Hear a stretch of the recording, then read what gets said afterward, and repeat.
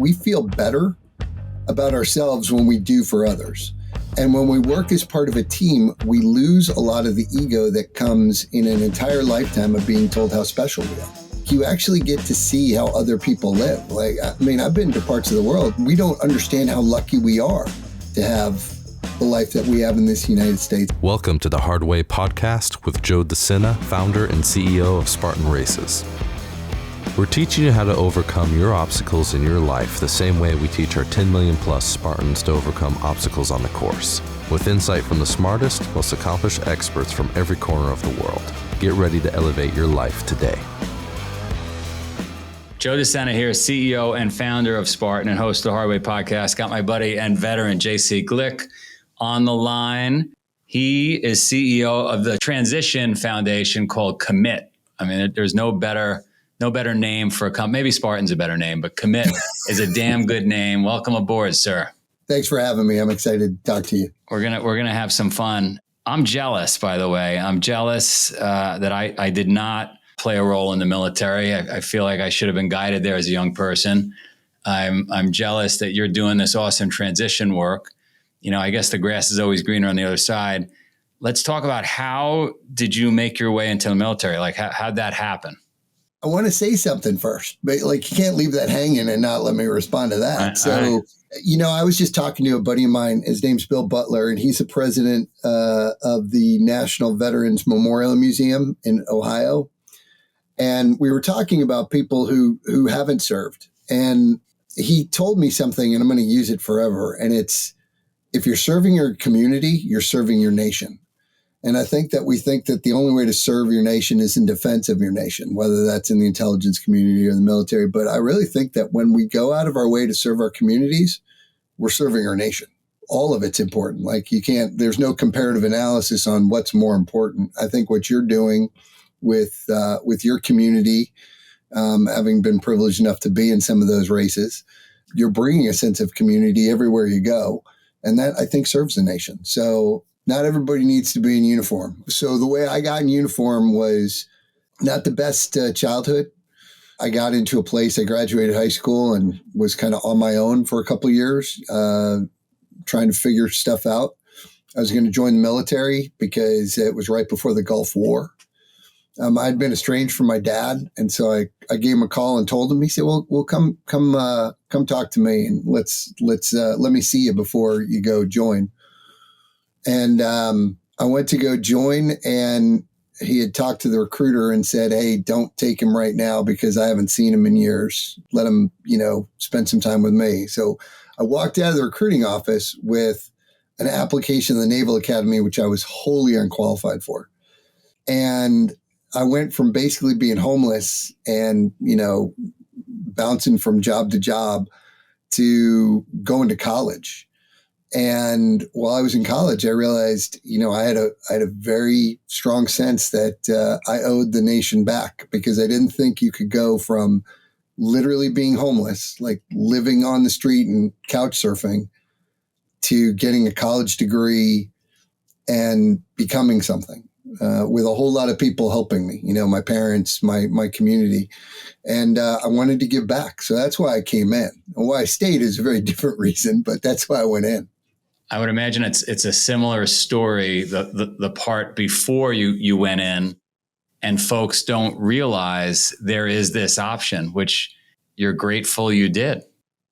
It built who I am today. And it took me a long time to appreciate, who I am today.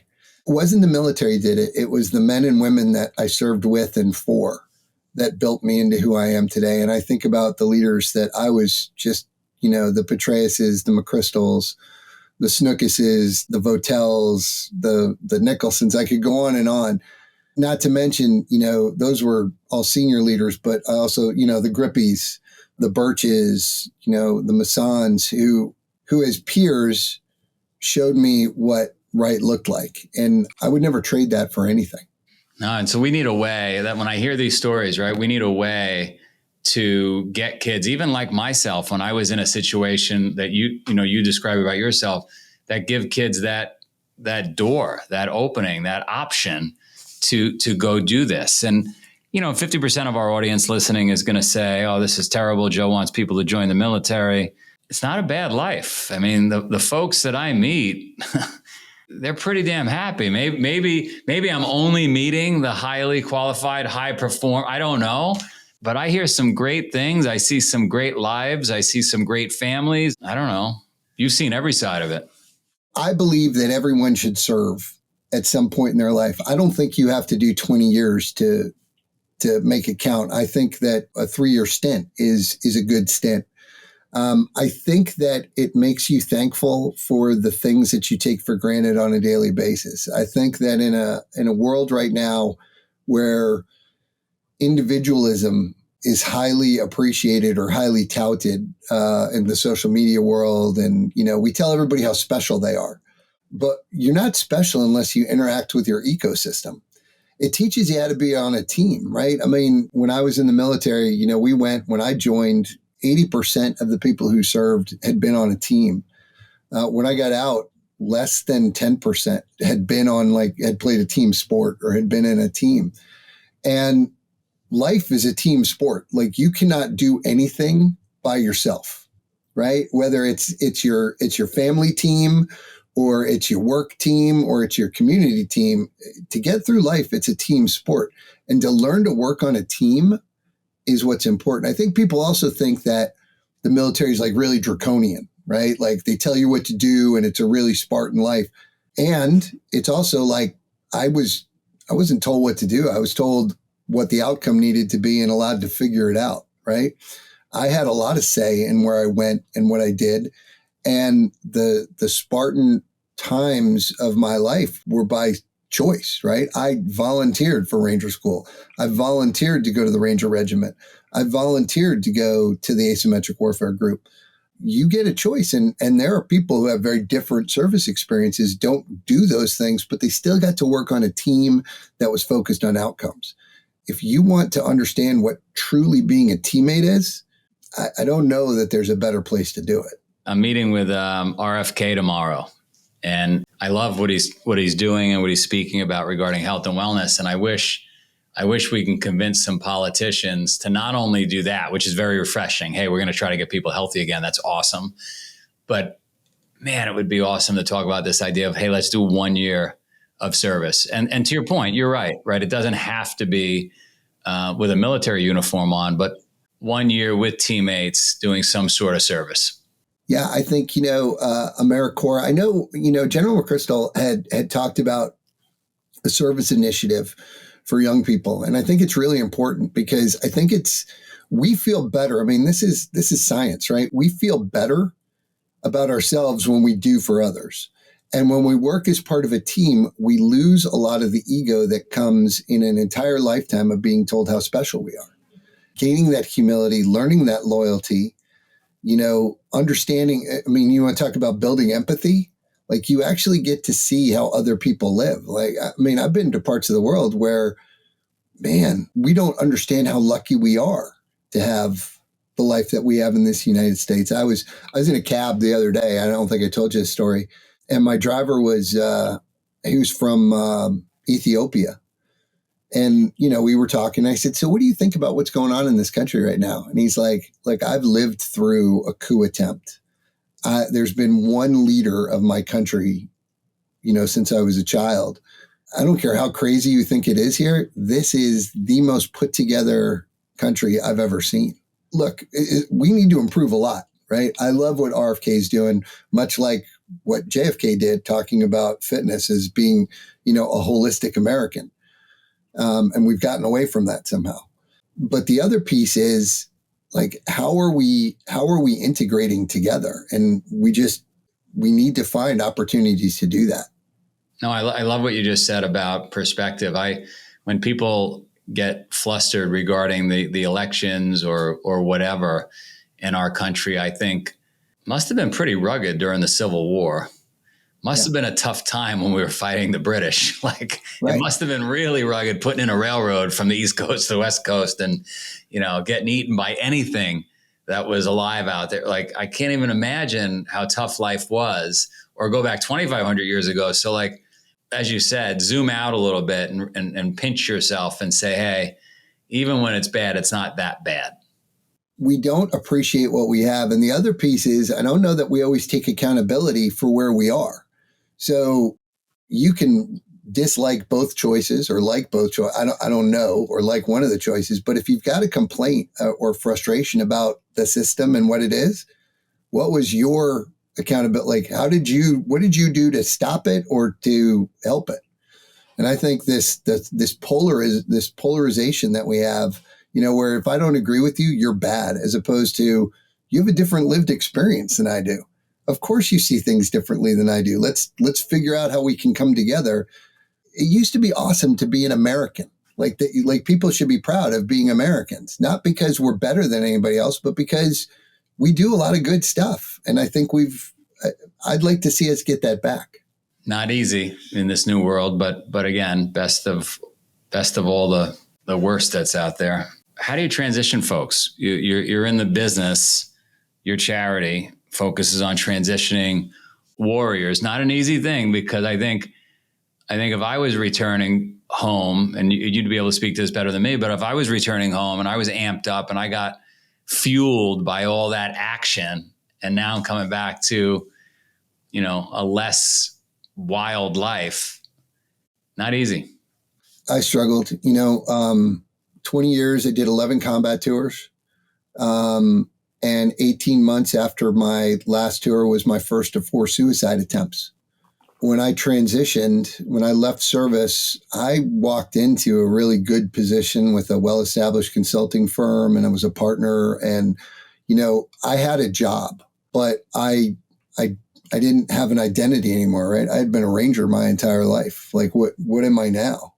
I had a very clear purpose. And it was, in my mind, it was kind of grandiose, right? Support and defend the Constitution of the United States. Like, what greater purpose could there be for an American? And I had a tribe that was given to me every single place I went. And I got out and I didn't know who I was. I mean, if I'm not a ranger and I'm not rangering, what the heck am I? If I'm not, out there, destroying the enemies of the country, what the heck do I, like, who cares? And I was so quick to get out of the gun club that I ran away from it. And I wanted to separate myself from it to prove that I could make it on the outside. And over, a period of years, I've learned this is what we all struggle with: identity, purpose, and tribe. And what Commit does is we take high potential individuals, right, who want to continue to have an impact when they get out of service, right? This idea of, hey, I served, so I'm done. That's awesome. Like, yes, you did, and God bless you. You should go have a happy, healthy life. But at Commit, I want those dudes who say, hey, I did great stuff, or, I enjoyed what I did, but now I want to go make an impact in the next chapter. And we resource them. We help them with their identity. Who are they now? What's important? Their values. We help them with purpose, right? We don't want you to get a job. We want you to have a life. Like, what does your life look like? And let's get you a career in something that you enjoy doing. Like 80% of veterans who get out right now, they're out of their first job in 18 months. It's a waste. We have all these people who were the 1% who raised their hands and said, I'll do this for whatever reason. That was their choice. And then we let them go and we're like, well, good luck. As opposed to, wait. They're proven entities, and the high potential ones, they're going to be leading our country for the next 40 or 50 years. There was a time when most of Congress were veterans. Now you're special if you're a veteran in Congress. CEOs, more than 40% of the CEOs in the country were veterans. Now I think we're at like 20%. We've got to set these guys and girls up for success in the next chapter. And that's what we do. We focus on those high potential ones and empower them to find their identity, find their purpose. And we are a tribe. And what's interesting, it's a little bit different about us, is we don't think transition starts and stops on a certain date. Like, once you are in Commit, you're in for life. So let's say in 5 years, something happens and you need to make a pivot. Yeah, you come back to us and we support you. And I'm also really proud that we're also serving spouses as well now, because they are truly a forgotten, everybody thanks a veteran for their service. They never thank the spouse who, oh, by the way, sat at home for 11 combat tours and worried and kept everything else going that allowed us to do what we did. And I think that we owe them as well. So really proud of what we're doing there. Yeah, spouses definitely need a pat on the back and a medal as well, or something, right, for holding it together. Especially a guy like you, you go away 11 times in 20 years. That's not an easy situation to keep the house together. And if you think about it, those were just the combat deployments. I was gone a whole lot more in that 20 years. And I was actually thinking about this the other day when we were talking we have this order in the infantry called the Order of Sparta that we would give to wives. And I would tell the story about how Leonidas chose his 300, right? I mean, he chose them by their wives. Were these wives that were resilient enough that could continue on and live the Spartan life? If that doesn't tell you how important the spouse is, but we don't have a whole lot set up for them. So I'm really proud of the program that we have where we don't treat the spouse as an extension of the veteran. We're treating the spouse in her own bespoke way. What does she need? What are her identities now? Because were you a SEAL's wife? You were a Ranger wife. You were a jet pilot's wife. Now you're not. So what are you? All right, let's figure it out. How do people find you? How do they contribute? What could we do to serve you? So look, we're commitfoundation.org. They can find us there. I want people to apply. We have a select in versus weed out. So if your application isn't exactly what we're looking for, we're still going to give you a shot to, show we want to grow people who want to continue to have impact. In the next 6 months, I want to raise $1 million for these folks. We're investing about $20,000 into every veteran. I think that a couple of us, if we partner, we can do that easily. And I want to do that. I just remembered my buddy was one of the founders of Insight Partners, a big technology company. He's always trying to hire about 2,500 people, I think is the number. We got to make that connection. So remind me, post podcast here, and I will make sure we've got at least one option for these veterans. Yeah, no, look, what's exciting is the veterans that we have are going off to do great things. They're in venture capital, they're in finance. We have somebody who's running the Army or Navy Marine Corps Relief Fund. I mean, we have folks that are they're out there and they're making a difference and they're making their next chapter as good as the last chapter. I mean, nobody wants to be that dude wearing their high school varsity jacket around 30 years later. And, I think there's a way to build on the foundation that you got in the military. And again, one of the reasons why I like what you do is it brings community together. And guess what? Going under barbed wire, you're all the same, whether you're, a soccer mom or, you're a former Army Ranger or, you're an accountant. Under the wire, you're all the same. And I love that. I think that we don't do enough of integrating our communities after service, and that separates us. And when we're separated, we're vulnerable. You're awesome.